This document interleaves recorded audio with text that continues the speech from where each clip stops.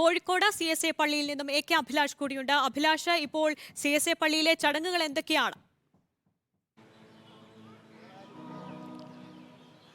ആര്യ, വലിയ തരത്തിലുള്ള ആഘോഷ പരിപാടികളാണ് ഇപ്പോൾ കോഴിക്കോട്ട് സംസ്ഥാനത്തൊമ്പാടും നടക്കുന്നത്. പ്രത്യേകിച്ച് കോഴിക്കോട് എന്ന് പറയുന്നത് ജാതി മത വർഗ്ഗ വ്യത്യാസങ്ങളെ ഭേദമില്ലാതെ എല്ലാവരും ക്രിസ്തുമസ് ആഘോഷിക്കുന്നു എന്നുള്ളതാണ് പ്രധാനപ്പെട്ട പ്രത്യേകത. ഞാനിപ്പോൾ നിൽക്കുന്നത് കോഴിക്കോട് CSI പള്ളിക്ക് മുറ്റത്താണ്.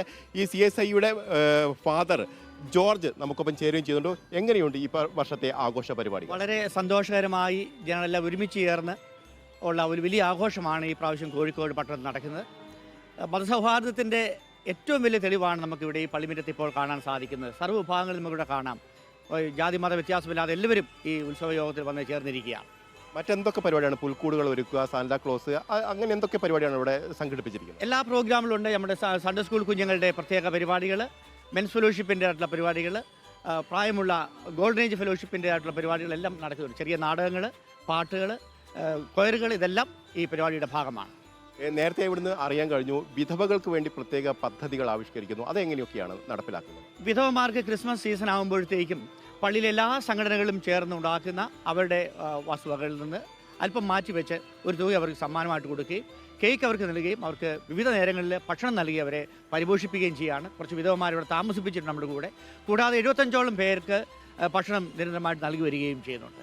അത് ഈ ക്രിസ്മസ് ഡിസംബർ മാസങ്ങളിൽ മാത്രമാണ്, അതോ എല്ലാ മാസങ്ങളും ഇങ്ങനെ ചെയ്യാറുണ്ട്? ക്രിസ്മസിൽ കൂടുതലായിട്ട് ചെയ്യും. എല്ലാ മാസങ്ങളും അവരെ സഞ്ചരിക്കുന്നുണ്ട്.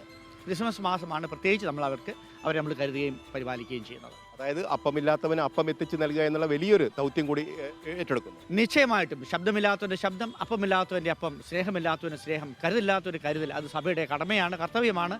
അത് സഭ ഏറ്റെടുത്തിരിക്കുകയാണ്. എന്താണ് റിപ്പോർട്ട് TVയുടെ പ്രേക്ഷകരോട് പറയാനുള്ളത്?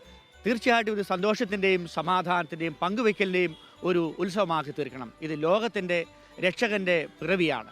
ലോകത്തിന് ലഭിക്കുന്ന സമാധാനമാണ്, ലോകത്തിൻ്റെ വെളിച്ചമാണ്. യേശു പറഞ്ഞു, ഞാൻ ലോകത്തിൻ്റെ വെളിച്ചമാകുന്നു. എവിടെ നോക്കിയാലും നക്ഷത്രവിളക്കുകളും പ്രകാശവും മാത്രമേ കാണുന്നുള്ളൂ. അസമാധാനവും അശാന്തിയും നിറഞ്ഞു നിൽക്കുന്ന ഈ ലോകത്തിന് നമുക്ക് നൽകുവാൻ കഴിയുന്ന ഒന്ന് പ്രകാശമായി തീരുക, മറ്റുള്ളവർക്ക് പ്രകാശമായി തീരുക എന്നുള്ളതാണ്. അത് ഈ ക്രിസ്മസിലൂടെ സ്വായത്തമാക്കി തീർക്കുവാൻ എല്ലാവരെയും ഞാൻ ആഹ്വാനം ചെയ്യുന്നു. ആര്യ, തീർച്ചയായിട്ടും ഈ നക്ഷത്ര വിളക്കുകൾ തൂക്കുന്നതിലൂടെ ജനങ്ങൾക്ക് വെളിച്ചം നൽകുക എന്നുള്ള സന്ദേശമാണ് നൽകാൻ ഉദ്ദേശിക്കുന്നത്. അത്തരത്തിലുള്ള സന്ദേശമാണ് ക്രിസ്തു നൽകിയിരിക്കുന്നത് എന്നുള്ള കാര്യം കൂടിയാണ് പറയുകയും ചെയ്യുന്നത്. ഏതായാലും ആഘോഷത്തിന് ഒരു 9 മണിയോട് കൂടി ആഘോഷങ്ങൾ വലിയ തരത്തിൽ ഉയർന്നു വരും. പ്രത്യേകിച്ച് ഈ പാതിര കുർബാന അടക്കമുള്ള കാര്യങ്ങൾ നടക്കേണ്ടതുണ്ട്. അത് 9 മണിക്ക് ശേഷമായിരിക്കും പ്രധാനപ്പെട്ട പള്ളികളിൽ നടക്കുക. അതിൽ പ്രധാനമായും ചക്കാലക്കൽ ബിഷപ്പ് അടക്കമുള്ള ആളുകൾ, മാർ റെബജിയോസ് ഇഞ്ചനാനിയിൽ അടക്കമുള്ള ബിഷപ്പുമാരാണ് അതിന് നേതൃത്വം നൽകുന്നത്. പല പള്ളികളിലും ഇത്തരത്തിൽ പാതിര കുർബാനകൾ നടക്കുന്നു. അതിനു മുമ്പായി തന്നെ പല പള്ളികളിലും ആഘോഷ പരിപാടികൾക്ക് തുടക്കം കുറിച്ചു കഴിഞ്ഞു. പ്രത്യേകിച്ച്